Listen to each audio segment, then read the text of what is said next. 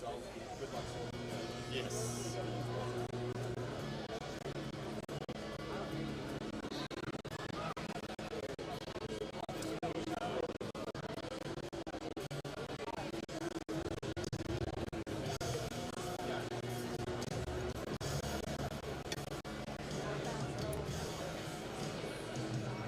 Ladies and gentlemen, please take your seats. The program will begin shortly.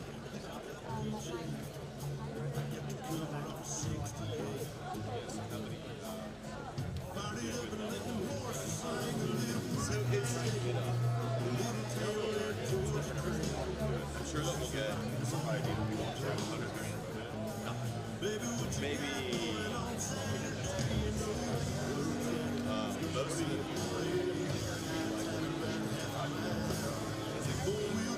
yeah,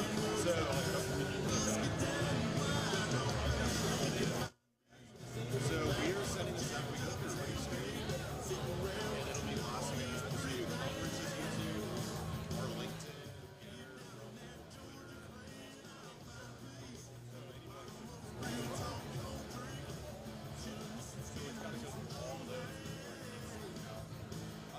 So it goes. Oh no, I don't think so. You have to have a link, or you have to have. I think through Restream we probably could hear it. You have restrictions. To my knowledge.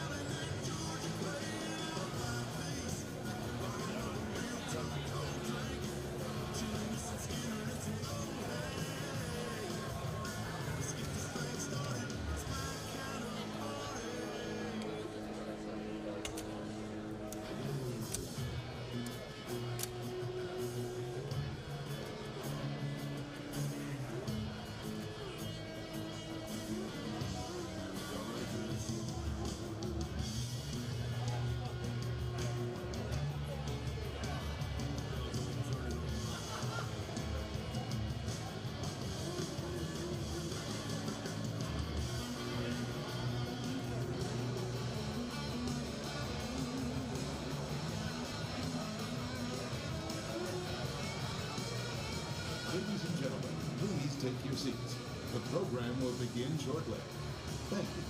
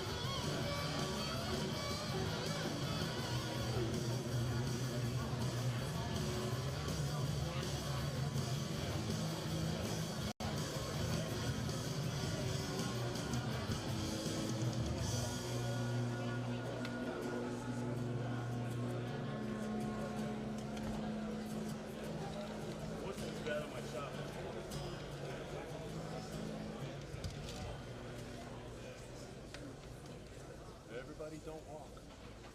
Can we all agree? Anybody steps up.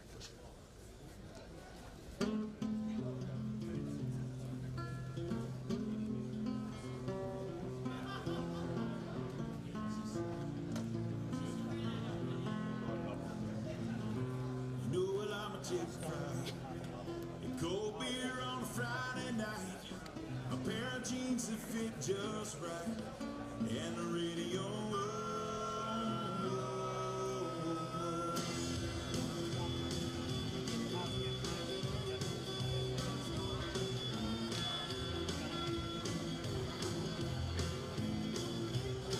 Well, I was raised up beneath the shade of a Georgia pine, and that's home, you know. Sweet tea, pecan pie, homemade wine, where the peaches grow. In my house, it's not much to talk about, but it's filled with love that's grown in southern ground, and a little bit of chicken fried. Cold beer on Friday night, a pair of jeans that fit just right, and the radio.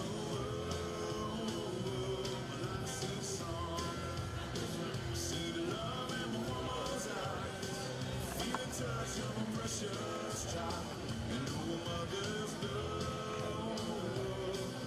It's funny how it's the little things in life that mean the most. Not where you live, what you drive, or the price tag on your clothes.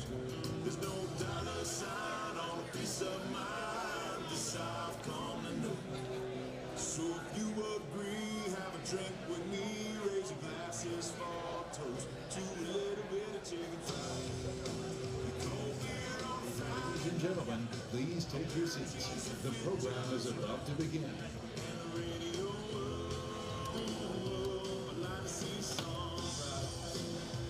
Ladies and gentlemen, please take your seats. The program is about to begin.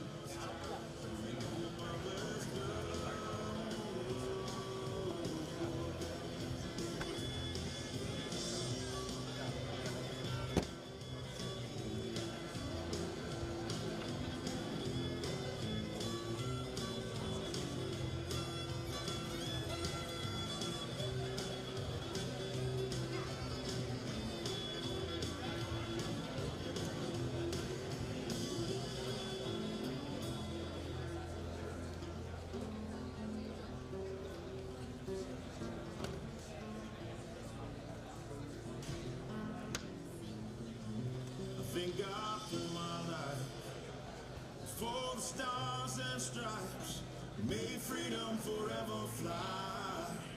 Let it ring, salute the ones who die, the ones that give their lives, so we don't have to sacrifice all the things we love, like our chicken fried, and cold beer on a Friday night. Just right, and the radio, I see songs, see the love in my woman's eyes, feel the touch of a precious child, you know your mother's love, it's a little chicken fried, and cold beer on a Friday night, a pair of jeans that fit just right, and the radio.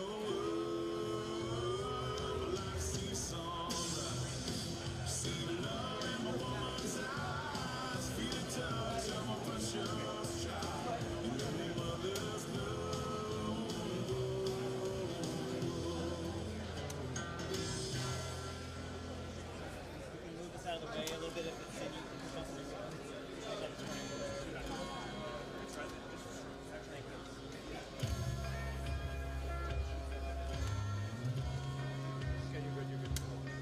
I got one that I'll take to a honey hole where the bluegill always bite, and one that's a shortcut to anywhere as long as you ain't short on time. I've been down every one in this town, at least a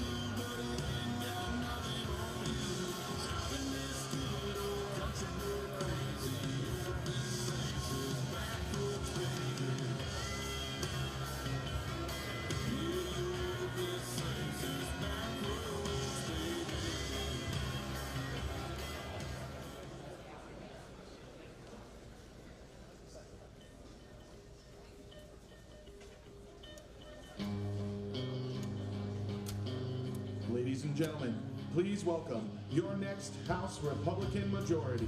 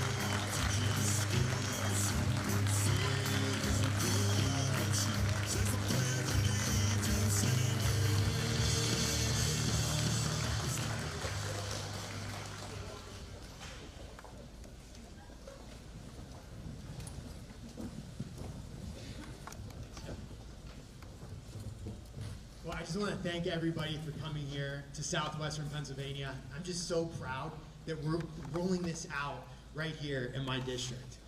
You know,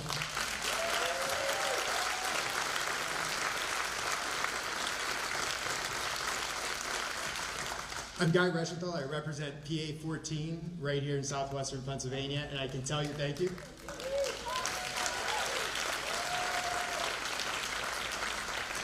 You know, I tell everybody, I've been so fortunate in my life. I've literally traveled all over the world, both in the Navy and in this job.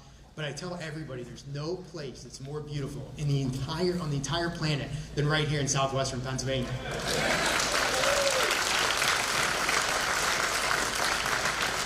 And I think some of my colleagues now see what I'm talking about, right? But it's just not the beauty of the landscape. It's the people. We work hard. We believe in America, in American exceptionalism. We have the values that built this country, and frankly, values that we're lacking in Washington, D.C. So it speaks volumes that we're not rolling this out with the Capitol behind us, because it's the Beltway pundits, it's the so-called experts, it's the one-party rule that we've had for 2 years that have led to the disaster that we're in right now. It's going to take the values of southwestern Pennsylvania and the real America to get us back on track. So that's why we're right here.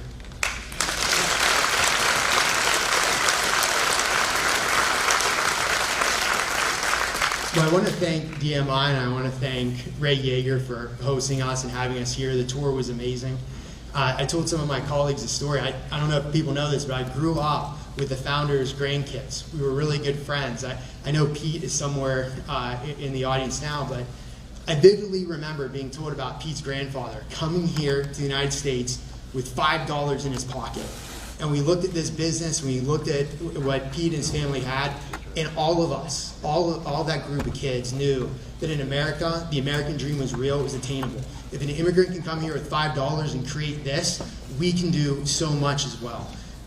But unfortunately, that American dream, I think, is being threatened right now. It's the commitment to America that will get us back on track and make that American dream always attainable.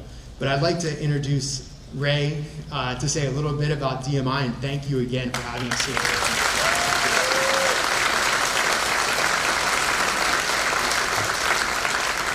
So welcome to DMI. just a little about DMI. We are a world-class lean manufacturer. If you get a chance to take a tour later, what you'll see is Industry 4.0 in action. Our facilities utilize advanced technology with digital capabilities. So you'll see the best of the best as you walk around. Additionally, I want to mention that our employees, our amazing employees, are so proud that we are one of the best sustainable manufacturers in Western Pennsylvania. In fact, we are the only manufacturer in Western Pennsylvania with gold certified zero waste to landfill. And that's pretty amazing. That means we divert. So we divert 96% of our waste away from the landfill into other uses, which they are very proud of. They made happen. So after this is over, if you'd like to take a tour, look for somebody with the DMI logo. We'll be happy to show you around. And again, I want to thank you for being here on this historical day. This is amazing. Guy? Thanks, Ray. I appreciate it. I want to introduce next my good friend, Kevin McCarthy. But before I do, I just want to point out two things. Number one, this commitment to America, every member here had input in it, and members all across the conference from all over the United States contributed to that. And that shows you one thing. We're not going to have this top-down leadership. Kevin McCarthy is going to rely on all of us to have bottom-up leadership that comes from the districts and goes onto the national platform. And also, I'd be remiss if I didn't point this out. If you look around, we got members here from New York all the way to the border with Tony Gonzalez. We've got people that have different approaches, all the way from Dave Joyce to Marjorie Taylor Greene. But we're all united behind Kevin McCarthy. He's the one that's unified the party. He's the one that came up with this plan. He's the one that's going to take us back to the majority. And with that, it's my honor to introduce my good friend, the next Speaker of the House, Kevin McCarthy. Well, thank you, Guy. First of all, thank you. Do you not believe America is exceptional? I want to thank Ray and the whole DMI team and family. Thank you for letting us come in. Thank you for what you do. Wake up every single morning to go to work. You know, Ray didn't tell you this is a 24-hour job. They're working this shift each and every day. That's what the people dream about in America. To all the members back here, and what we're going to roll out today is a commitment to America in Washington. Not Washington, D.C., but Washington County, Pennsylvania.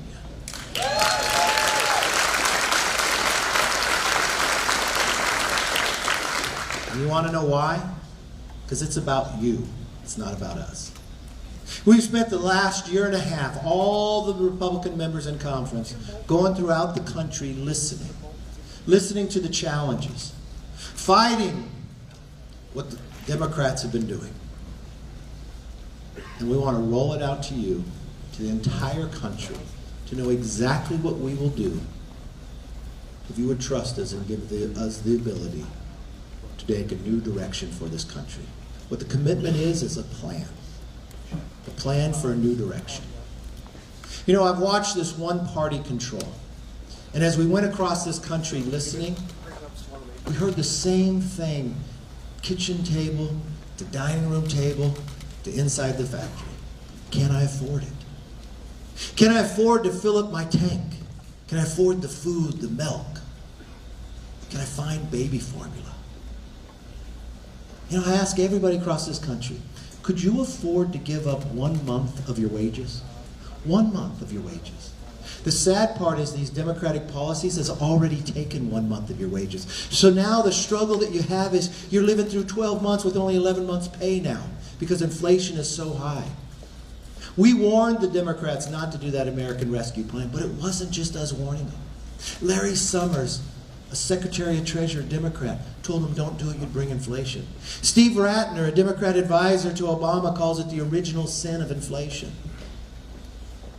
And then we watch what they did to our communities.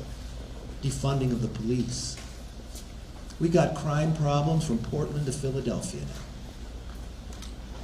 With DAs and prosecutors that look the other way. We've watched what's happened to our border, the millions of people who are just walking across. People on the terrorist watch list. But now we're watching it create every community to be a border community. Fentanyl, the #1 killer of Americans between the ages of 18 and 45. That poison starts in China and comes across our border. Do you realize it's killing 300 Americans every day? It's like an airliner crashing each day. If that happened 3 days in this country, we'd say it's a crisis and we'd change it. But the White House tells us it's secure. Then we watched a Washington that uses their political power to go after people for their own political beliefs. We watched children get a lost learning left behind. That's what happened with the Democrats, because they control Washington. They control the House, the Senate, the White House. They control the committees. They control the agencies. It's their plan. But they have no plan to fix all the problems they created. So you know what? We've created a commitment to America.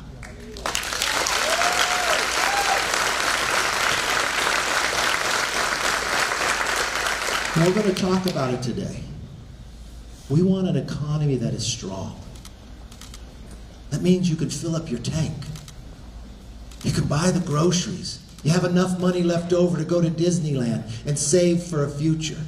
That the paychecks grow, they no longer shrink. We have a plan for a nation that's safe. That means your community will be protected.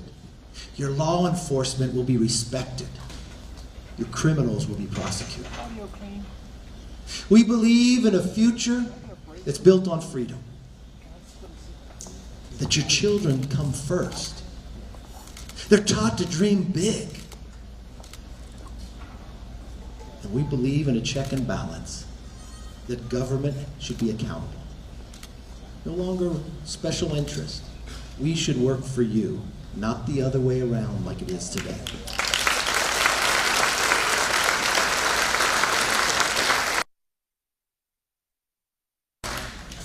You know, we walked through this facility, and as we toured this country, too long China has too much control of our supply chain. We're going to bring that back to America.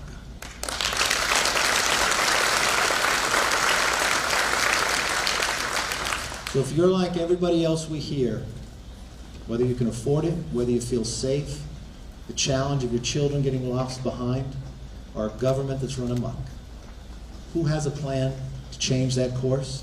We do. The Democrats have no plan for the problem they created.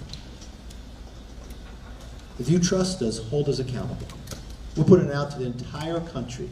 This is what we'll do. But on that very first day that we're sworn in, you'll see that it all changes. Because on our very first bill, we're going to repeal 87,000 IRS agents.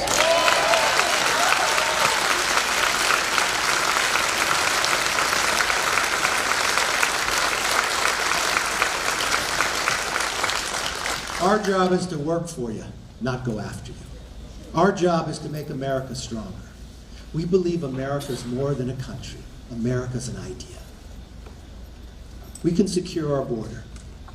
We can become energy independent, where your price of gas is lower. We can build an education system that has a parent's bill of rights, that you have a say in your kids' education. And we could be a check and balance on the reign in this government that's going after the individuals. If you believe like us, join with us. Because this job won't be easy. We'll get it through the House. We need your help to get it all the way to his desk. You know, the president last night already attacked me in this plan. Maybe if I caused that much damage, I'd try to change the discussion too. But you know what? I welcome it. I challenge the president to join with us. Let's go across the country and let's debate what his policies has done to America and our plan for a new direction. And let's let America make the decision for the best way for this country to go forward. So join with us, and thank you for listening.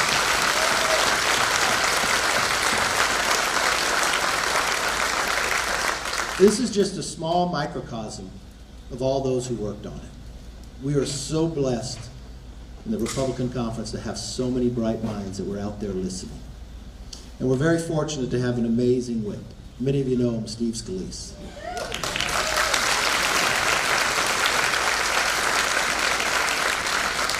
He's kind of a tiger. He comes from Louisiana.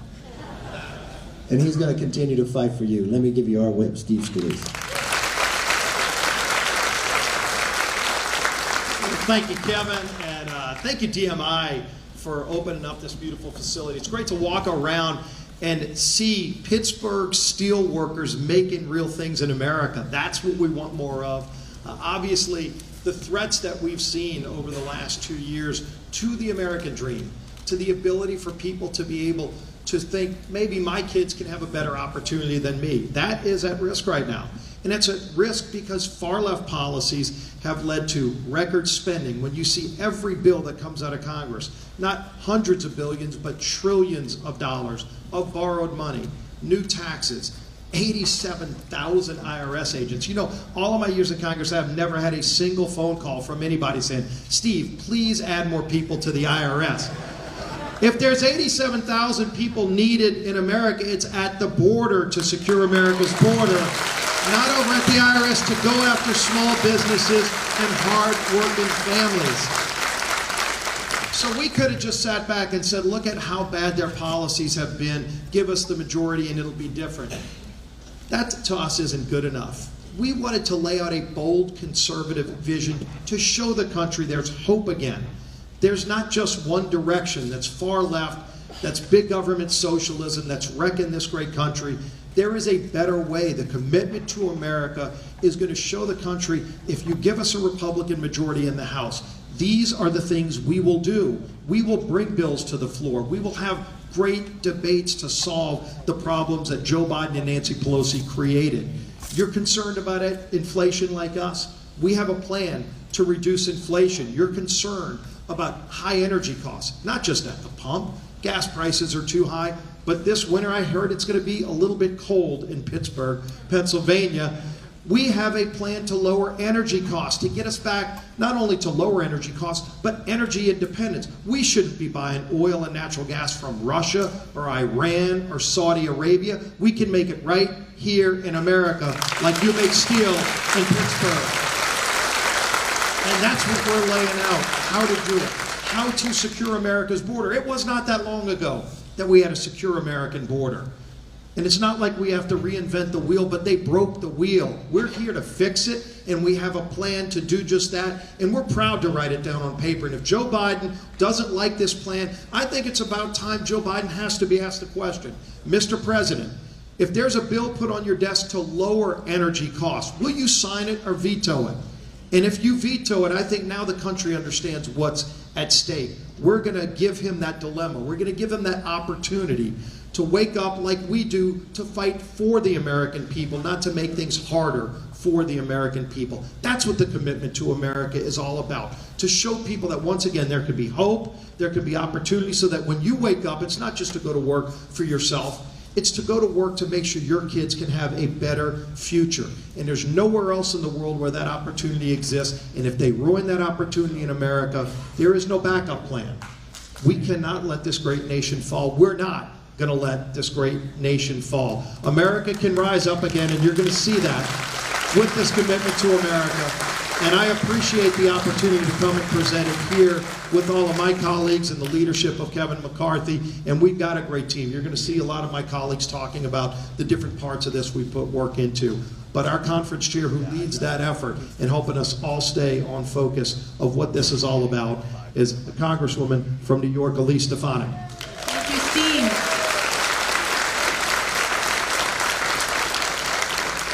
Thank you, Steve, and of course, thank you to DMI as well as Congressman Guy Reschenthaler for hosting us in his beautiful district today. I'll tell you, I represent a district in upstate New York in the North Country that looks a lot like where we are in Pennsylvania today. And what I hear from my constituents is people are struggling. Families are struggling to make ends meet. whether you go to the grocery store, whether you're budgeting in preparation for those home heating bills that are skyrocketing this winter, or whether you struggled this past year to fill up your tank of gas. People feel that they are working harder than they ever had before, but they're falling further behind. And the American people are smart. They know that it's a direct result of the failed policies of one-party Democrat rule in Washington. And there is a better way. We are here to help, and this is our commitment to America. These ideas came from the American people. All of our members listen to their constituents. I always say the best ideas come from my constituents directly. And when it comes to an economy that's strong, making sure that we stop the trillions and trillions of reckless government spending that we have seen under Democrat rule, that will immediately help lower the cost of goods as we seek to rein in inflation. Unleash American energy independence to lower the price of gas, lower that price of home heating bills. How about a nation that's safe? You see the headlines, whether it's on local or national news every day. We see crime skyrocketing. That is a direct result of Democrats' one-party defund the police policies and rhetoric. And let me tell you, whether you're in New York or whether you're in Pennsylvania, we proudly back the blue. Let's give all of our law enforcement officers a round of applause.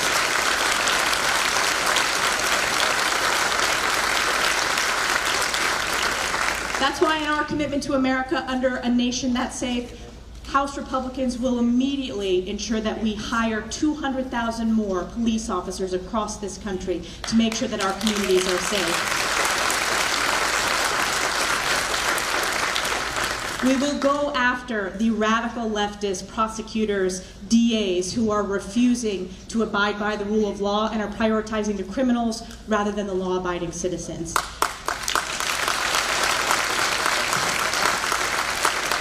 In our commitment, we also have a future that's built upon freedom. I am proud to be the newest mom in Congress. I am a mom to my 1-year-old Sam. And I will tell you, moms and dads across this country, they know that parents are the primary stakeholders in their kids' education, which is why we will pass a Parents' Bill of Rights.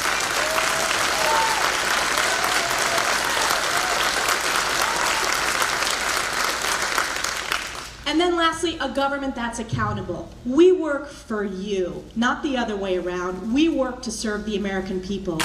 And what we see with a Democrat controlling both the House and Senate is they feel entitled. They feel like it's the other way around, that you work for them. Not so in a Republican majority. We will hold this administration accountable. We will make sure that we are conducting oversight. We will root out the corruption and return it to the people's house. So join us in supporting the commitment to America, a new direction. Democrats have no plan. House Republicans have a plan, and it's our commitment to you. Thank you very much. Thank you. Now, if you're out there listening, go to commitmenttoamerica.com and join up. Now, we're not here to talk to you. We also want to listen to you. A lot of you are business owners. A lot of you are parents and others and want to talk a little more about what's happening in America today. So I got a lot of bright people behind me that worked on all this to take the tough questions. So let's go to our first question. Good morning. My name is Mark Fox. I'm a third-generation Ford dealer from Waynesburg, Pennsylvania, which is south of here. And we celebrated our 100th anniversary last year as a Ford dealership. I employ about 40 people, and we have seen almost every economic condition in the years that we've been in business. The storm clouds facing us, the economic storm clouds facing us now appear daunting. Our business, 16,000 other car dealerships across America, and all of our customers are facing challenges on multiple fronts.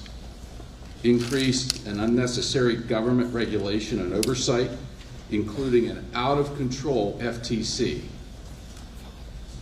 Rising interest rates for our customers and their loans, high gasoline prices, continued supply chain problems, reduced consumer confidence, which influences negatively consumer spending, and as you have mentioned, out of control and uncontrolled government spending. What will the commitment to America do to address these very real concerns? Thank you. Great question. The only thing I say, good thing you're not from California, because they wouldn't give you a choice of what type of car you can sell, thanks to my governor. Patrick McHenry, our ranking member, soon to be chair, Financial Services, has done a lot of work on this in the task force. Patrick? Well, great question. Thanks. No, it's Patrick McHenry. You thought it was Patrick Henry, and I understand it. Applause. But thank you for the question. The number one pressing economic issue that every American is facing is inflation. As Leader McCarthy, future Speaker McCarthy said, that means because of Biden's inflationary policies, you're sacrificing 1 month of pay just to get the same things you bought a year ago because of their policies. So what do we do about it? That means fiscal discipline and sound money. Fiscal discipline means that we have to do our part in Congress and stop the out-of-control spending and wasteful spending that this administration has pushed. This Congress has spent more money than any Congress on record. We have to stop that. So the number one thing is to stop digging the ditch that is making things worse.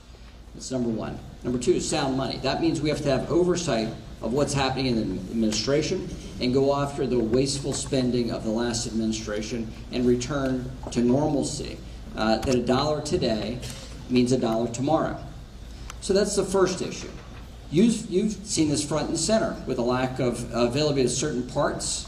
Even if you want to sell the car, it may not be available. And so what we have to do is bring back these supply chains to trusted allies and trusted partners. China is not a friend. They're not an ally. They're a competitor. And we have to start acting as Americans like we're competing with them. So, along those lines, we have to be better. That means we have to have regulatory policies that enable us to have these businesses here at home so we can compete with China and everyone globally. We have to be better. We also have to make sure that they're not advantaged here in the United States like they currently have been. The Chinese have been advantaged. So we have to change policies, trade policies, so we have trusted trading partners, and we don't advantage China. Additionally, not just supply chain issues, but we have a skills issue here in this country. We have available jobs. We have people that need skills to get those jobs. We have policies that can link people with the jobs that they want, and that is through a skilled workforce. We have a bold, broad plan to address the economic issues that America is facing today. The final thing is what everyone understands, is that under Democrats, your taxes go up, your regulation goes up. And what the Democrat Congress has just done is give us the best example when they want to hire 87,000 people to go after billionaires. And they said, do they really need 87,000 people to go after billionaires? No. They're coming after your PayPal account. So they've changed regulations so they can look at your bank accounts of $600 or more transactions. So those 87,000 IRS agents are not about someone else. They're about every one of us that are taxpayers. We're going to stop that, we're going to check that, and we're going to put you back in charge of your own accounts.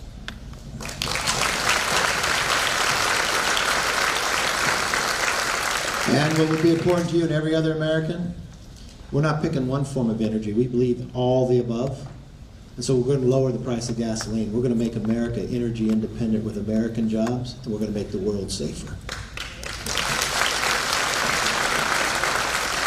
And as Garrett Graves would tell you, American natural gas, much of it that comes from Pennsylvania, is 40% cleaner than Russian natural gas. I know we got some more questions. Who's next up? Morning. Oh, morning. Hi, I'm Lisa Bacaiso. I saw President Biden on Sunday on 60 Minutes interview tell me that I had to put inflation in perspective. That inflation has only gone up an inch month over month. I have a family of 4. We measure inflation in dollars and cents. Me and my husband may get a 2 or 3% raise at the job we work at. Inflation's up over 8%. We essentially just took a 5% pay cut. My son came home from college. He took a summer job. the majority of his earnings were put straight back into his gas tank. Like you all have said, gas prices are way up, utility prices are way up, food prices are way up. I talk to people and they are feeling the same pain. So what is the commitment for America going to do for regular families like mine? Great question. You're right. Everything's up, but your paycheck is down because it doesn't go as far. Brian Stile has worked a great deal on this when it comes to the commitment. Brian? Thank you very much, Kevin. Thanks for sharing your story. Because I talk to so many moms and dads like you who are struggling to get by because their wages aren't keeping up with this inflation. And to put it in perspective, how many people here have seen their grocery bills increase dramatically over the course of the last year? I'm seeing every single hand.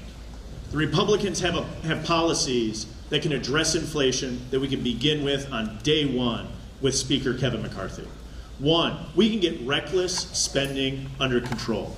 The Democrats have spent hundreds of billions of dollars on new government programs, and the result has been inflation that makes it more difficult for you and your family to get by.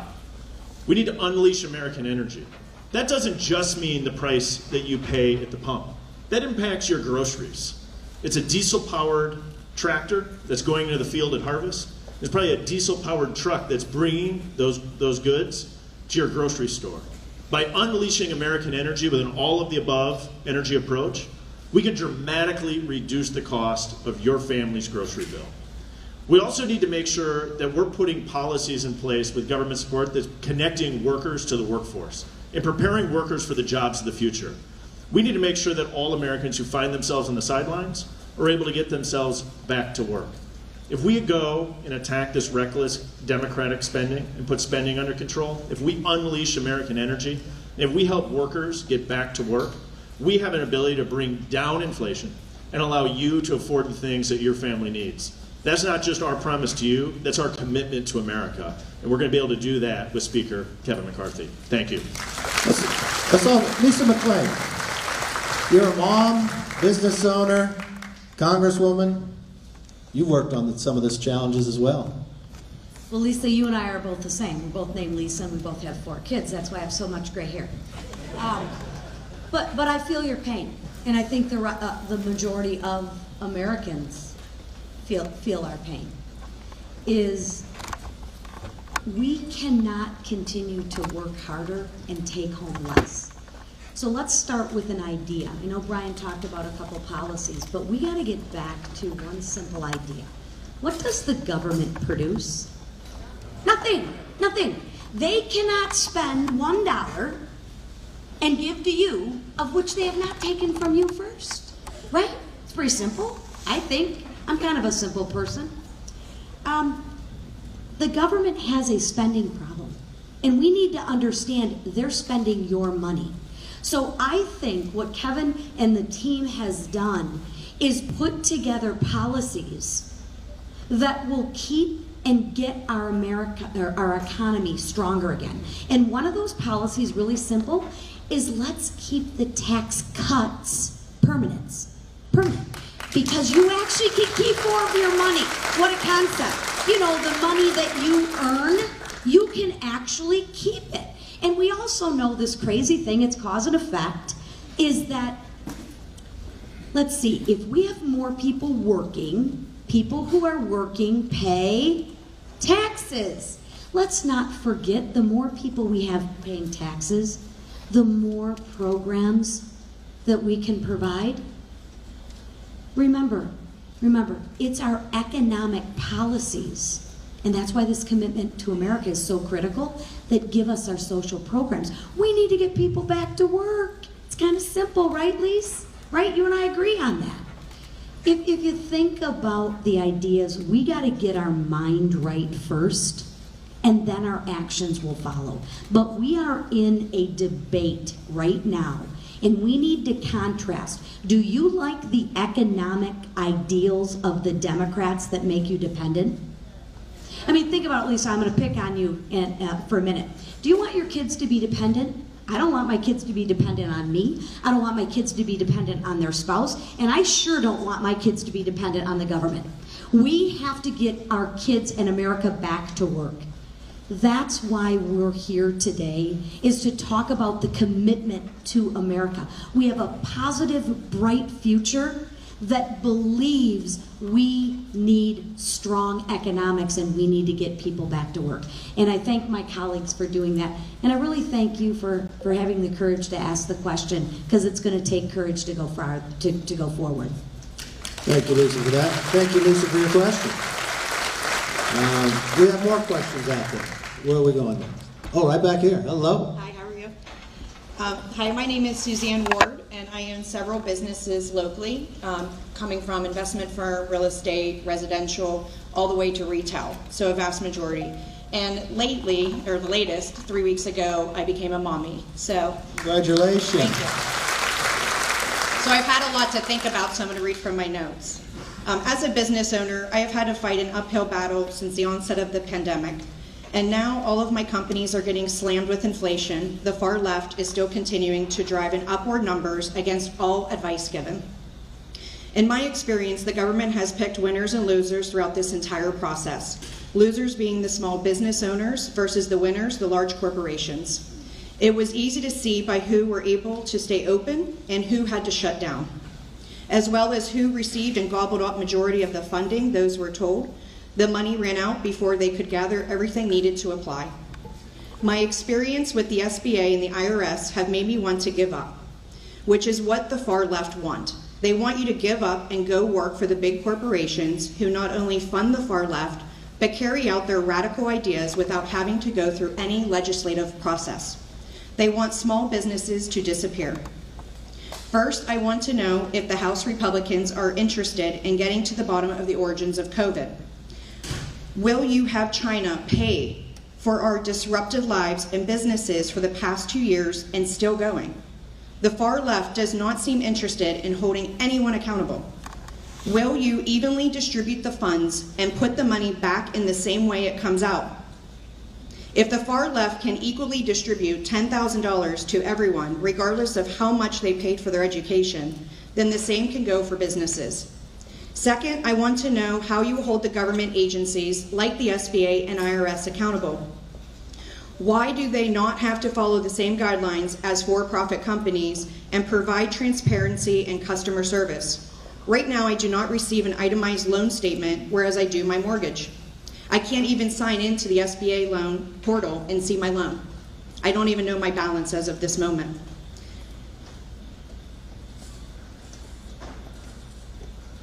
They also made mistakes during the loan process, made loans disappear from the portal, which we had to find and get others to help us find them. And they also just denied a lot of grant requests too from small business owners. Later this year, I finally got word back that I actually did qualify, but was told that they ran out of money the day before. These are not loans that people wanted to take from SBA. These were not loans that helped to grow your business. These were loans to either pay for seasonal merchandise that you couldn't no longer sell, or items on the shelf like food that expired. Third, what do you plan to do about 87,000 armed IRS agents the far left want to hire? Do I need to hire an armed security to protect me? Lastly, I have more of a statement than a question for all legislators to consider, both federal and state. The COVID vaccine that we all know has come from China has had me question other vaccines given. The astronomical amount of doses and types given to children have me questioning what are in these vaccines and the billing for pushing these vaccines. I have personally started down a rabbit hole of following the funding. I have had friends turned down by pediatric doctors to care for their children if they do not want to follow their vaccine schedule. And you may be okay with the vaccines today, but what about the vaccines required tomorrow? We all know that the COVID vaccines are not working currently. It is sad that you can be bullied to give a child a vaccine but not responsible if there is a reaction and refuse education to your child in a public school but can still cash your annual school tax check unless you qualify for an exemption by someone other than a parent. I would like to see a No Child Left Behind Medical Act. I thank you for your time and consideration today. Thank you. First of all, congratulations on your child. And Second of all, thank you for being an entrepreneur. You're the ones who drive this country. It's not these big corporations that make this economy work, it's the small business. Now, you've asked a lot of different questions, and it looks like it's going to take somebody who can really fight. That's why I'm going to turn to Jim Jordan.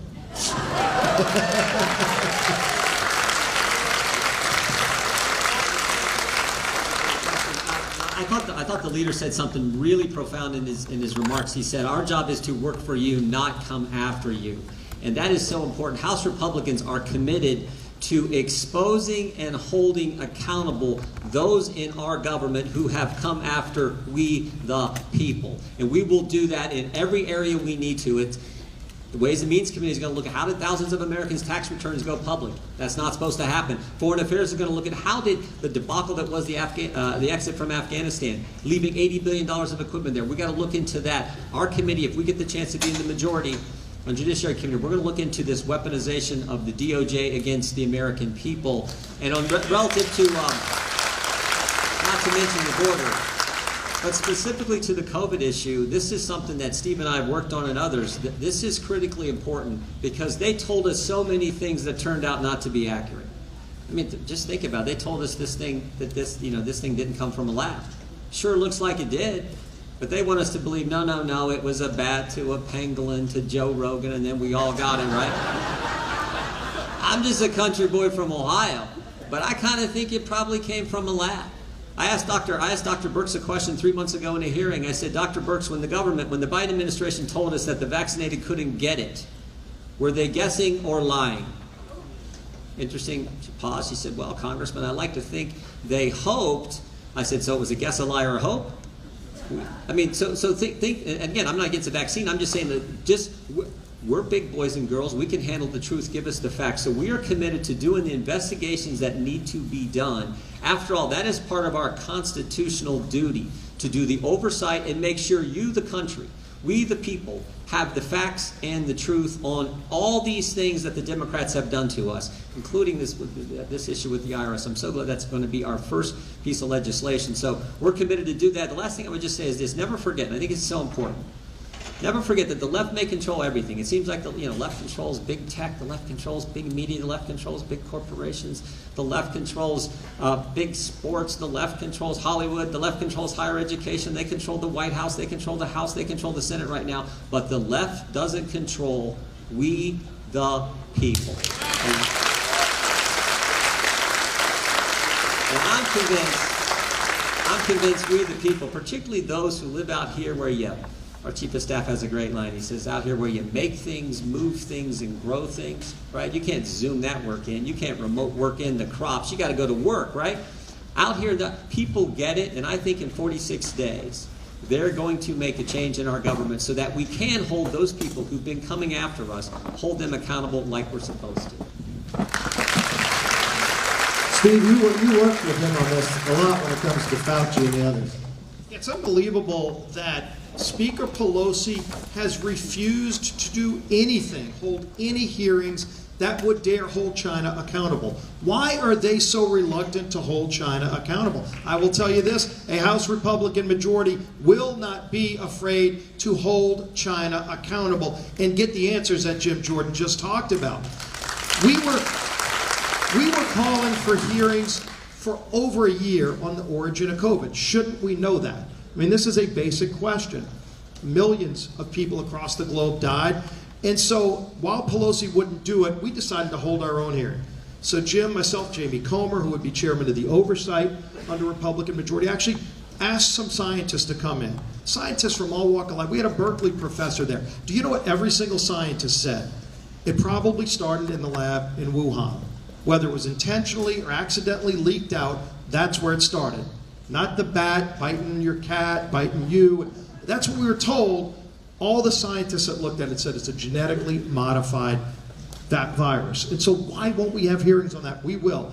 You know, we would like to know how many people have come across our border illegally. Don't you want to know that answer? And where have they gone? How many have gone to Pennsylvania? You can't find that out today. We've asked that question. For some reason, they are hiding that information. Now, the left goes nuts when 50 people show up in Martha's Vineyard because Ron DeSantis said, I'm going to send a few of them over there. Now they know it's a problem. Kamala Harris doesn't think it's a problem. America knows it's a problem when more than 100,000 of our young people died from fentanyl overdoses last year because Joe Biden opened up the border. We will have oversight hearings on what happened, who was responsible for opening up America's southern border, how many have come in, how many are on the terrorist watch list that we know of, and when will we start doing something about it. In our commitment to America, we talk about securing America's border and holding them accountable. We will give Secretary Mayorkas a reserved parking spot. He will be testifying so much about this. So that's the kind of oversight we're going to be doing.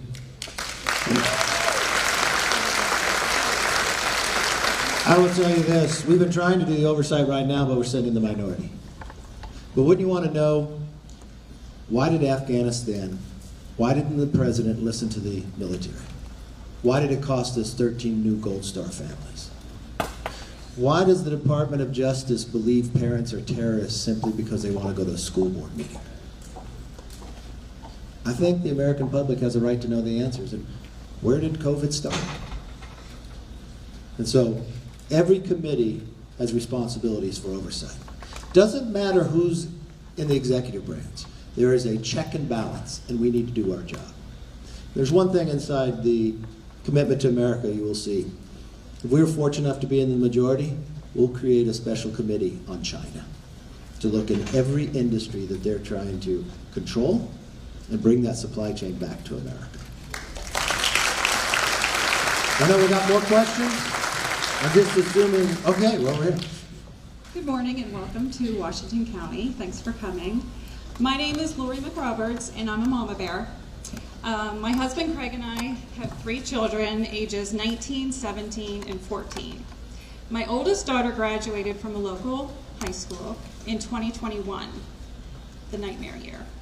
Unfortunately for her, her entire senior year was spent masked at school or virtual with no normal activities.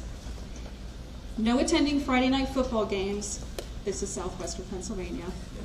No homecoming dance, no end of season sports banquets, even pep rallies were virtual. I've spent the last 2+ years attending and speaking at our local school board meetings with a great group of parents and grandparents in my community, and constantly emailing our board throughout that.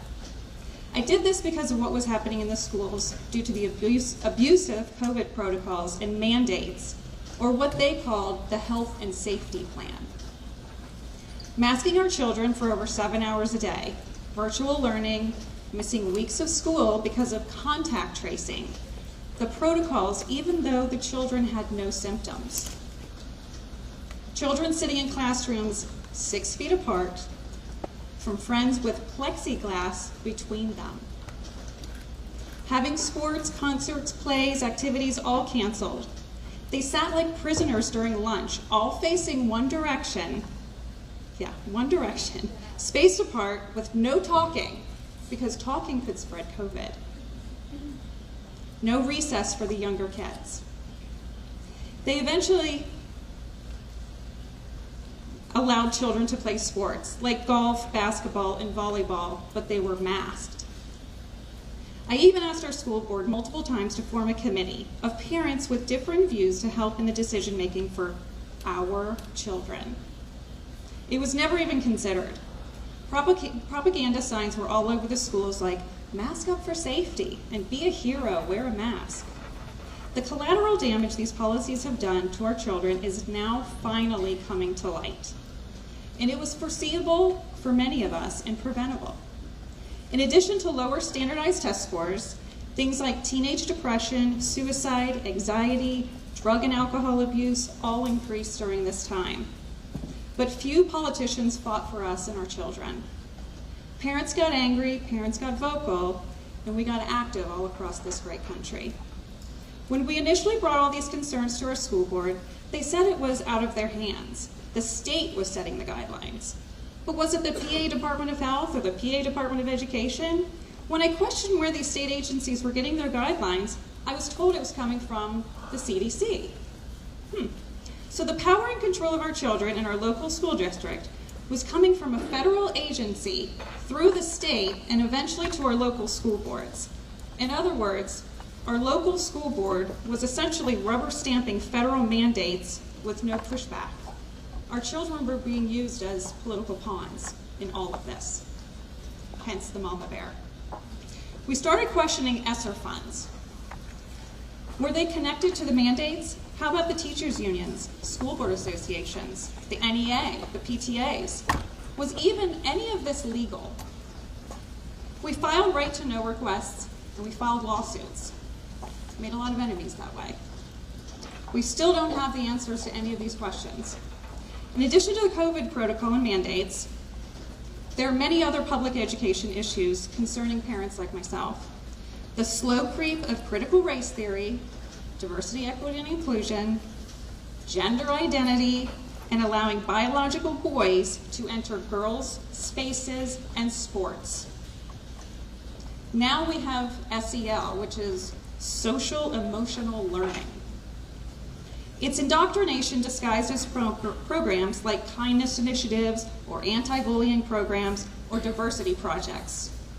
These are all Marxist-style programs targeting our children.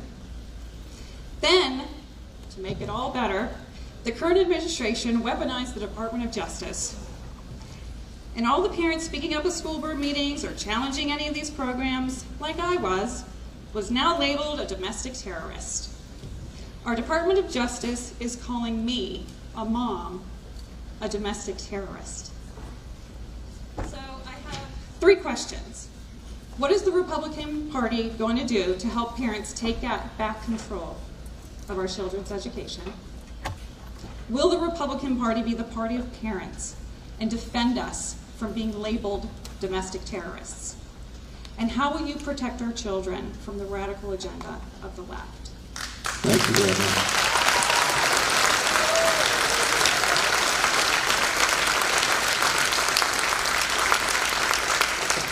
Thank you for what you do. Thank you. You're an amazing mom. When you look at the commitment to America, the future built on freedom, you're exactly what this whole section is about. The sad part is, we've heard exactly what you just said clear across the country. This wasn't based upon one school district. But what's amazing is what you're going to hear about here, because we have tiger moms just like you in Congress. And Julia Letlow, right here, has an amazing bill that you're going to love. It's one of the cornerstone of what this all is all about. Julia? Thank you, thank you so much. Thank you, Lori. Mama Bear to Mama Bear, I hear you. And I have some exciting news to tell you today, because in our commitment to America, parents will always have a seat at the table when it comes to their child's education from here on out. I can promise you that.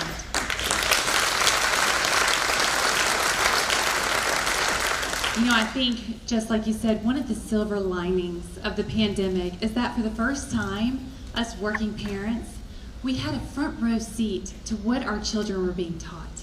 And I heard from you, I heard from dads, I heard from parents all across my district in this country that they were astonished of what they were seeing and what they were hearing. And then, when they went to their school boards to voice their concerns, they were told, we don't want your voices here. We actually don't want you to come here at all. And then, on top of that, you're labeled a domestic terrorist. So no wonder the Mama Bears came out to fight, and I am so thankful that you did. You know, what are we going to do about all of this? What is going to be our response as a Republican Party? We are going to give power back to the parents, and I am so honored to have the opportunity to author the Parents' Bill of Rights that we are going to roll out in this commitment to America.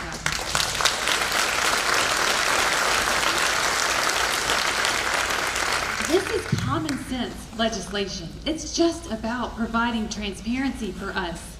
And so you as a parent should always, the first and foremost thing, be able to view your child's curriculum. That is first and foremost. That is your right as a parent. And then secondly, if you don't like what you find, if you don't like what you see, you should be able to go to your school board and lawfully tell them, this needs to change. You should have that right as a parent. And then thirdly, you should know where your taxpayer dollars are going. Your school should be transparent with you about how they are using your taxpayer dollars to teach your children. Absolutely. And then finally, you should be able to protect your child's privacy. You as a parent should be able to do that. And then if there is any violence on your child's campus, you should be notified right away. As a former educator, I know that when parents are involved, when parents are actively involved in their child's education, when they're laying the foundation, then that child is going to be set up for success. So I'm so absolutely honored to push this Parents' Bill of Rights. It's the first brick of the layer, a foundation of where we're going to go in turning education around for our country, because we desperately need to right this ship. Everything is on the line for our children's future and future generations for this country. Thank you so much for your question. You know, I don't know if you got a pocket card, but it goes through the Parents' Bill of Rights, parental choice, and we believe in fairness. We should ensure women only compete in women's sports. You know, we have another mama bear. Sam's only a year old, but he's the happiest child I've ever met.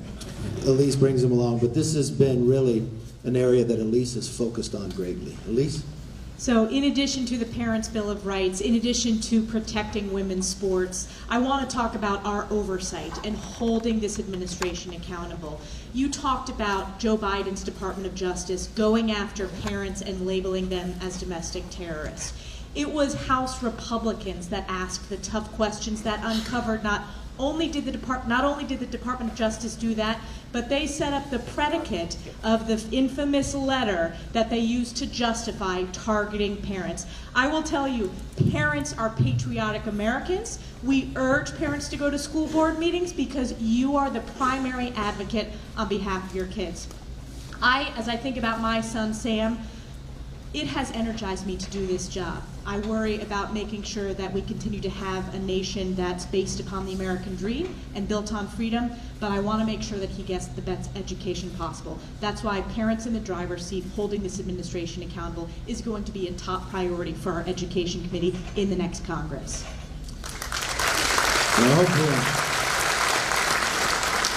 I'll make this personal pledge. I don't know if it happened, but any parent that got put on the terrorist watch list by the DOJ, we'll get you off it, okay? Don't know if you've flown recently, but more questions. Good morning. Good morning. First, thank you for your service to us. You're welcome.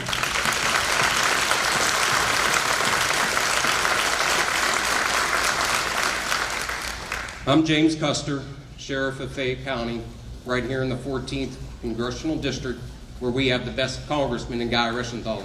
Yeah.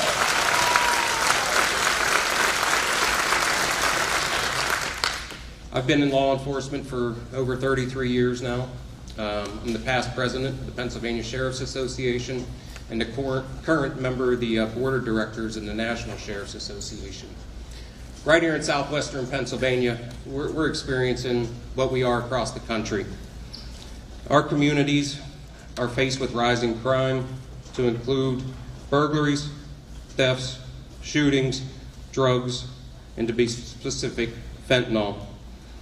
This rise in crime also creates a health crisis and impacts economic prosperity. It has had an impact on worker productivity, increased healthcare demands, enormous stress on limited emergency response with law enforcement, EMS, and social services.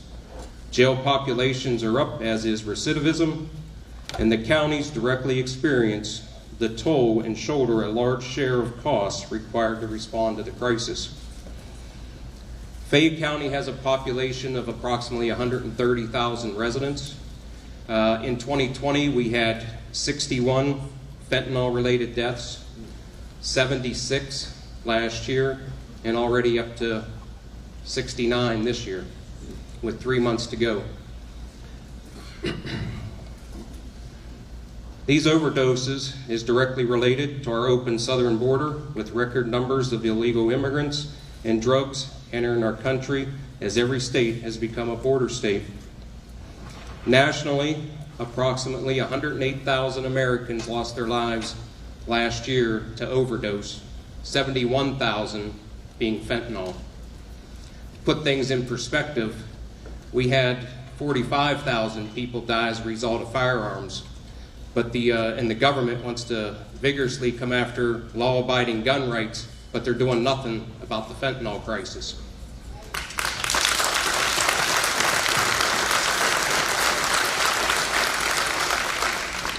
We all know that China is manufacturing fentanyl coming across to Mexico and coming across our border.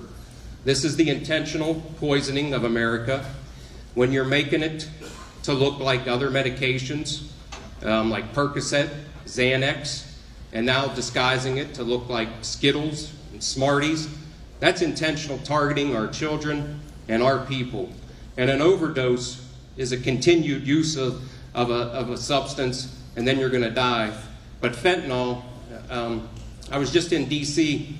last Friday meeting with FAIR, the Federation for American Immigration Reform, and the Lost Voices of Fentanyl. And talked to a mother down there. Her daughter had an injury. She ended up taking a Xanax off of a friend. It ended up being laced with fentanyl, and she died on one pill. That's why we got to look at it. It's intentional poisoning. So another thing, I have been to Arizona. I've met with our border sheriffs. I talked to a rancher out there and a rancher in Texas, just in D.C. last week, about all the migrants that are coming up and they don't have enough body bags that are covering these immigrants that are coming across, and drug mules that are just tearing up their property and their fences. So with that, my question is, with the commitment to America and keeping our people safe, how do you plan to resolve this Biden border crisis and stop the fentanyl poisoning of America and hold our administration responsible for not keeping America safe, which is almost treasonous? Thank you. Thank you, Sheriff.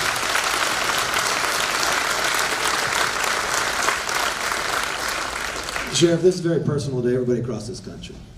I'll tell you exactly what happened in my hometown just a Friday ago. In a junior high of 13 and 14-year-olds. One student brought 150 fentanyl pills, not designed as fentanyl, but another drug. A counselor finds it, pulls it out. The counselor does not take it, but because the counselor touches it, starts to OD. Has to be brought back and is in the hospital. This is how powerful this is. There's three-prong attack. We first have to be very clear. China, you stop poisoning us or we're coming to take it. Stop it. We got to take care of the border, bring it up. I want to bring in Tony Gonzalez. For every time you see the border down there and you see Eagle Pass, this is Tony Gonzalez's district. He's brought, I don't know how many Republican members down there. The president's been elected 40-some years, never been there. The vice president's supposed to be in charge. She goes far away. But he knows on the first hand what's happening down there. And we continue to fight. But I will promise you this. If we get the majority, we will secure this border. Thank you, Leader, and thank you, Sheriff, for keeping us safe, all our law enforcement. I will tell you, House Republicans, we are committed to working alongside with our law enforcement to every American deserves a nation that is safe. Whether you're in Texas, whether you're in Pennsylvania, Florida, it doesn't matter. I mean, these are fundamental rights. I represent 42% of the southern border. A lot of my district's pretty rural. Most people had never heard of the towns that I represent until a year ago. Now everybody knows where Del Rio is when they saw these thousands of Haitians under a bridge. Now everybody knows where Eagle Pass is, where they see thousands of people coming over the water every day. I also represent Uvalde, and I'll talk a little bit about that as well. I will tell you, at the very beginning of this, everyone thought the Democrats didn't have a plan, right? Well, how could they let this happen? Clearly they have no plan, other than whatever Trump did, we're going to do the opposite. That's what everyone thought originally. Well, they do have a plan. And we are seeing exactly what that plan looks like. And it is tearing America apart. It is killing our kids. Doesn't matter the color of your skin. Doesn't matter if you're from a big city or a small town. None of that matters. It is killing our kids. It starts in China, makes its way through the Mexican cartels, and then it comes to our towns, our cities. So we know they have a plan. We know what the Democrats' plan looks like. What does our plan look like? House Republicans are committed to ending catch and release. This is critical.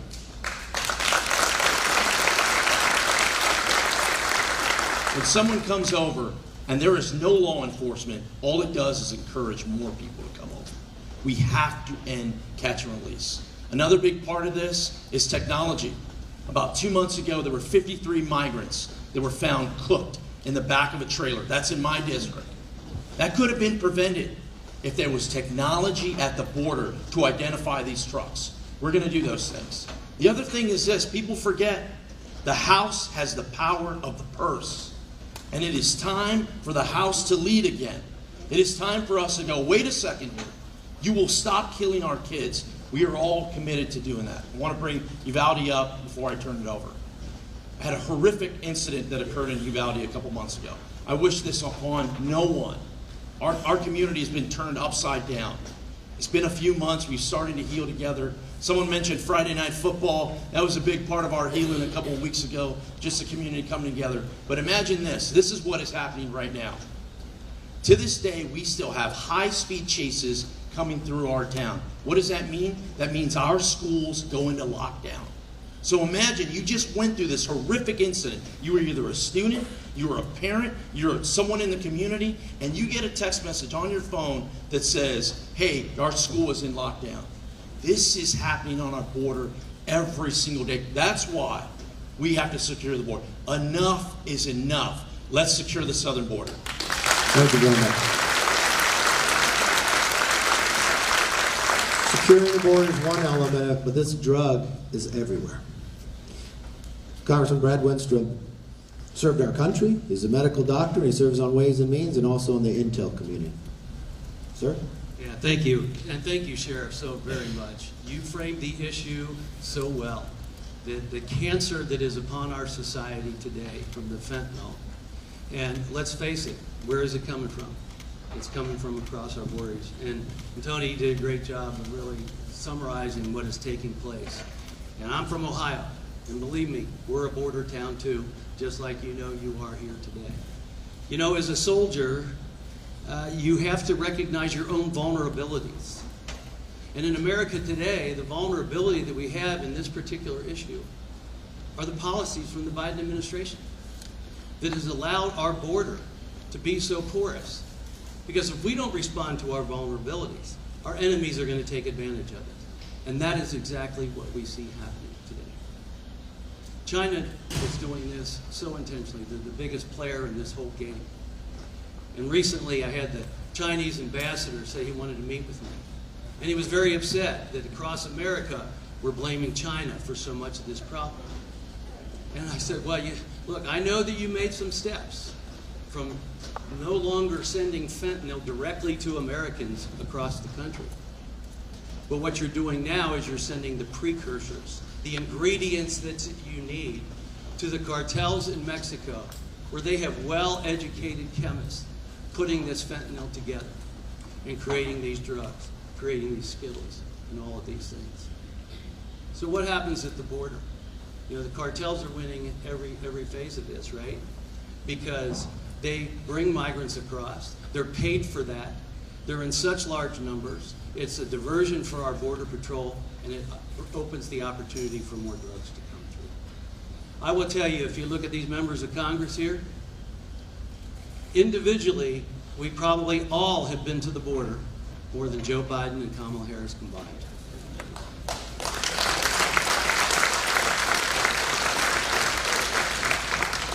We went down with the Doctor's Caucus to really see and hear from the Border Patrol agents just how much of this they've been able to capture and what they estimate they haven't been able to capture.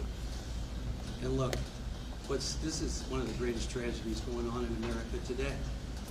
If you look at the age group that's being so effective, this is the next generation, right? This is the generation that creates new businesses. This is the generation that goes to work every day, that drives the trucks, that produce the steel, that become doctors. Whatever the case may be, this is the generation that become soldiers. And we're losing them. And that's to our adversaries' delight, I am sure. So as we have engaged in this, as I said to the ambassador, I said, well, if that bothers you so much, why don't you do something about it?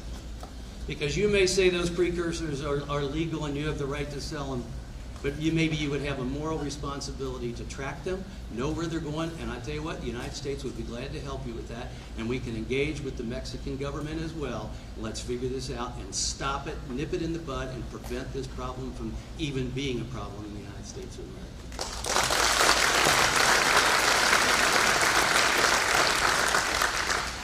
One of the other things that I'm working on right now, and I know my colleagues here are on board with it, if you look at the definition of weapon of mass destruction, that's what this is. That's what this is. It fits the categories completely, and we're going to declare it as that and use every resource we possibly can to nip it in the bud.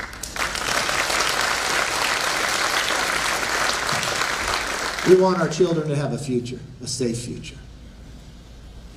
Not a problem in the street, but do we have fentanyl killing 300 of our kids every single day? Why isn't that a crisis? Why isn't that the administration waking up? Because every day we bring it forth, and we will do that in the majority. Got time for one more question. Who's got a question? Yes, sir. Good morning, everyone. Good morning. I'm Reverend Dr. James Nelson, pastor of New Birth Ministries, and we're looking for a new birth in America from you.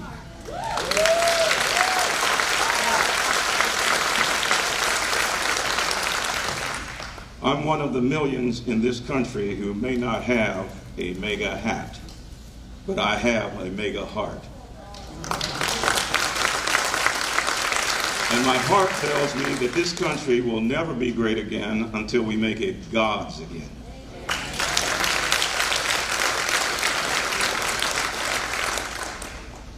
I served in the United States Air Force. I had 3 brothers who served in the military. And I put on the uniform of a law enforcement officer.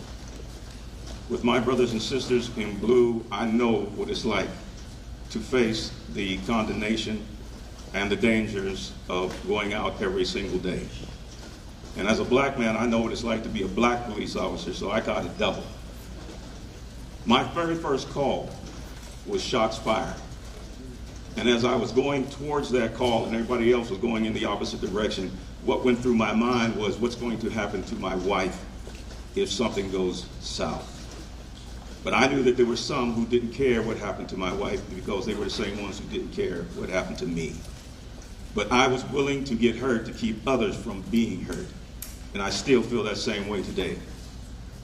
As a retired law enforcement officer, because God got me through, I've had to arrest United States citizens for having illegally entered into a building and then told to release non-citizens who had illegally entered my country. As a Christian with a constitutional guarantee to freedom of speech, I was invited by the state reps to pray at the state capitol, but cautioned not to mention the name of Jesus. I have administered Narcan and performed CPR on those who fight an uphill battle with opioids, and I've preached and attended the funerals of those who lost that battle. I'm at the mercy of politicians who boast on one end that they're taking criminals off the street, though they've never made an arrest, and other politicians who say that we'll be more safe with criminals on the street. And what I would like to know is this from this committee and from the leaders of my country: just what will the commitment to America do to address these concerns? Real question.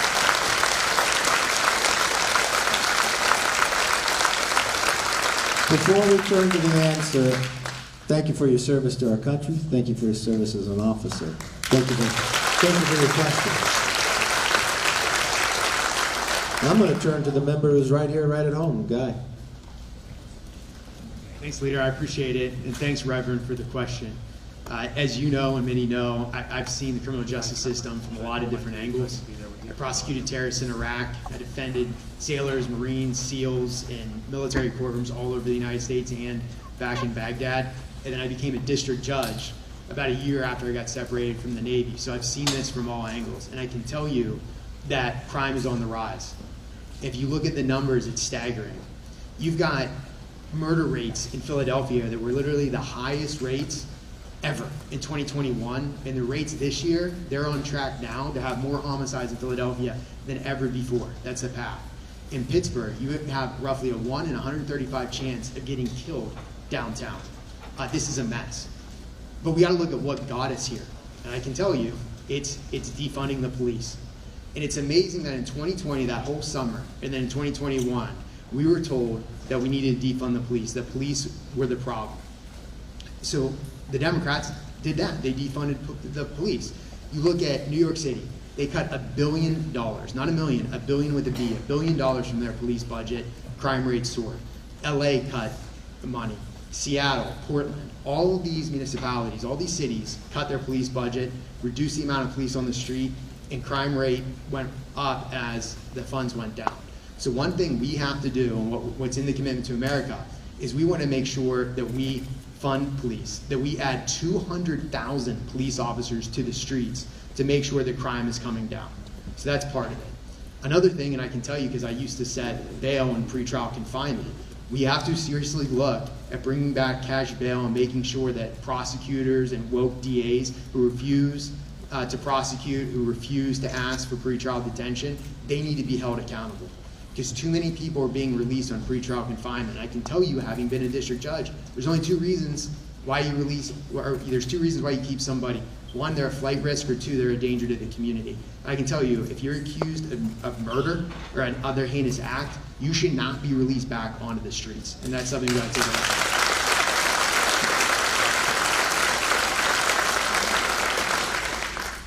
So that's just some of the things we're going to do to make sure that we're making America safe in the Commitment to America. So thanks for the question. Look, I know we're running out of time.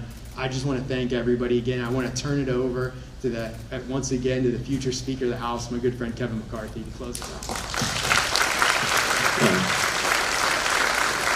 I want to thank you. I hope we've spent a little time talking about the Commitment to America, taking on your questions. If you support this plan for a new direction in this nation, join with us. Everybody across this country. This isn't about a party, this is about our nation. This is a moment in time that we'll look back and make sure the next century is the American century. Thank you all, and God bless.